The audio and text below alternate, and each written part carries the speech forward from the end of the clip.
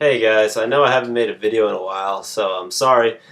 But while waiting for a WordPlanter to put out his video for the debate we're going to have, I'd like to make a video response to one of his other videos called God's Comfort. It's a response video he made to The Amazing Atheist of a video with the same title. It's kind of a long video, so I'm just going to chop out some of the main points I want to talk about. First, the Bible doesn't say that God told Noah to put on two of every type of animal. He said by their kind, which means that 2 dogs, 2 elephants, 2 giraffes. Doesn't mean every single type of breed of dog known to man. Doesn't mean every type of monkey. Doesn't mean every type of rhinoceros. It means 2 of their kind. Which, if you would do that, and some of you are very intelligent scientists have even said that it would be possible under those terms and conditions to be able to build a ark to those specs that are in the Bible to be able to hold all those animals. And so, question answered. Okay, this idea that Noah only took 2 of every kind of animal onto the ark leads inexorably to the idea of superevolution, because the general idea is that the Noah story would have only happened 4,000 years ago or so, is what the Christian fundamentalists and the literalists believe. And if they want to believe that you only have 2 types of rhinoceroses, but all the other different species of rhinoceroses came after from these 2 specific types of rhinoceroses, this would require a superevolution so fast that it outraces the reproduction speeds of normal animals. They would have to grow up faster than believable. It would be like a week between baby to adulthood, give birth, and then the next generation.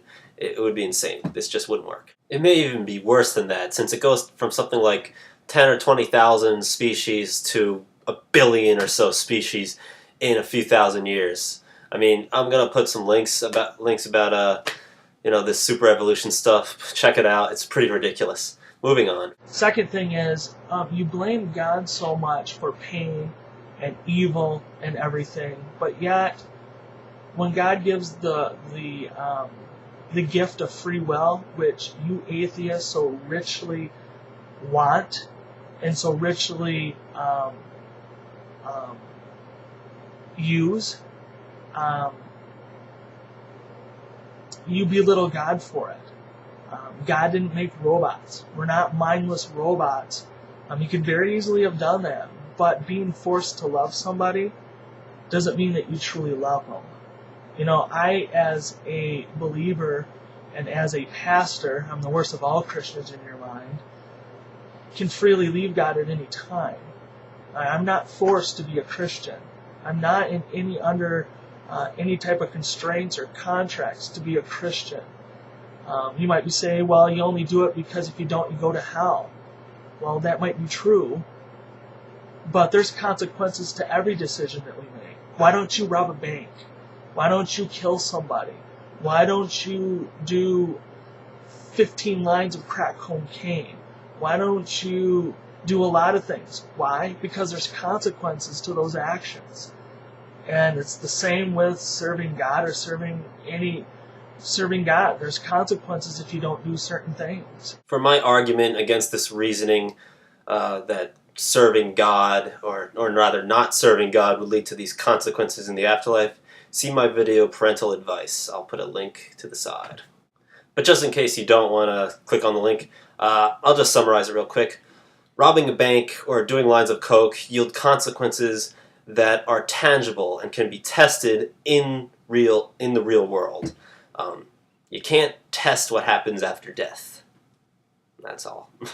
But you're just like a Christian. You believe in a God. You don't believe in a supernatural God. You don't believe in an infallible God. But you do believe in a God. Some of you will believe hook, line, and sinker anything Richard Dawkins tells you. You believe it hook, line, and sinker. He could tell you something very preposterous and you will believe it. Why? Because you trust him. Because he's your God. Some of you, your God is yourself.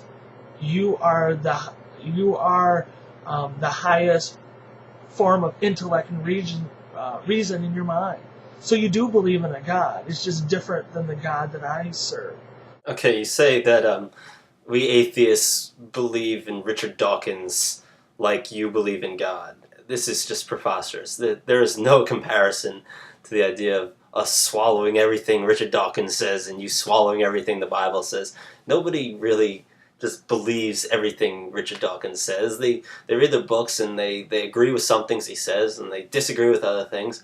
I know I'm that way. I read The God Delusion. Some of the things were a little out there. Some of the things made sense. And that's the way most people think when they read normal books. The difference is when you read the Bible, you take it as this infallible word. Every word has to be true and absolute. And this is where you make your mistake. But there's one thing that you atheists, agnostics, and naturalists can ever deny, and that's a changed life. You cannot deny someone's life who's been changed miraculously. You have no explanation for it. You have no explanation why doctors who only give somebody so long to live because of cancer or some terminal disease that all of a sudden doesn't happen anymore. You might say blind luck or chance, but that happens way too often, miraculously way too often, of stories of changed lives of people that scientists, that Richard Dawkins, that you atheists, or any top scientists cannot explain. You can't. You don't have an answer for that. Okay, first of all, it doesn't happen way too often. These things have a small percentage of occurrences in the main statistics of medical recovery. If you look at it, it's nothing big. It's almost like a placebo effect percentage. And secondly, even if we can't explain a medical recovery, that gives you no right to insert God into the explanation. This is nothing but a God of the gaps response, and you would be wise to tread carefully. If science were to later prove reasons for this or that medical recovery, it would take away the miracle value of it. It would devalue your idea of what God can do. You know, the reality is that we believers, true believers, question the existence of God, question the origins of how things got started, have the same exact questions that you have. But yet our research leads us to a different conclusion.